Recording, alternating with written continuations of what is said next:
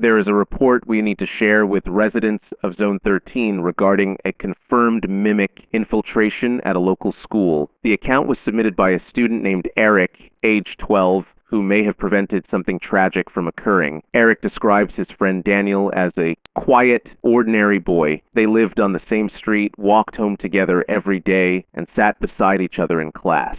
Daniel lived with his mother, who worked long hours. But nothing about their lives was unusual. Until the afternoon, Daniel was held back by his teacher for not completing his homework. His teacher spoke with him, assigned the work again, and let him go home. But on that walk, somewhere between the school and the neighborhood, they believe the replacement occurred. That was the last verifiable moment of the real Daniel. The next morning, Daniel returned to class. He sat beside Eric like always, but something was wrong. His speech patterns had changed. When Eric tried to speak to him, Daniel repeated phrases back in odd rhythms, referencing events that had never happened, and sometimes sounding like he was trying to imitate the idea of conversation rather than participate in one. Throughout the exchange, Daniel smiled. A wide, fixed smile that didn't move. No change in expression, and in the full 20 minutes they sat together face to face, Daniel didn't blink, not once. Eric attempted to seek help. His teacher dismissed the concern, saying Daniel had always been quiet. When Eric approached Daniel's mother, she admitted her son had been acting off, but became defensive and angry when Eric suggested something was impersonating him. The very next day, Daniel began insisting with urgency that Eric come sleep over at his house.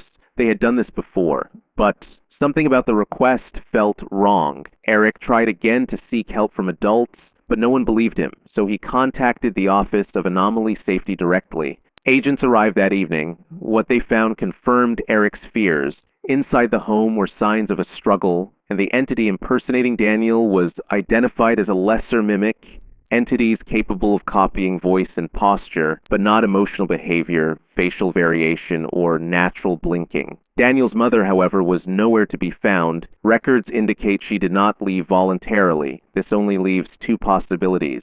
The mimic took her body to a different place after the kill but wasn't able to transfer into her skin. Or more likely, there was a second mimic present who assumed her identity after the fact.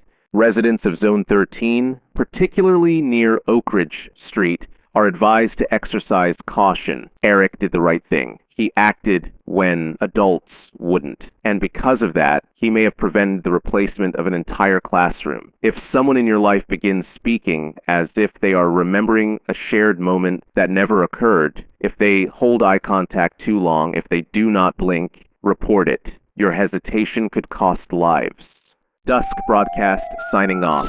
Stay tuned, stay safe.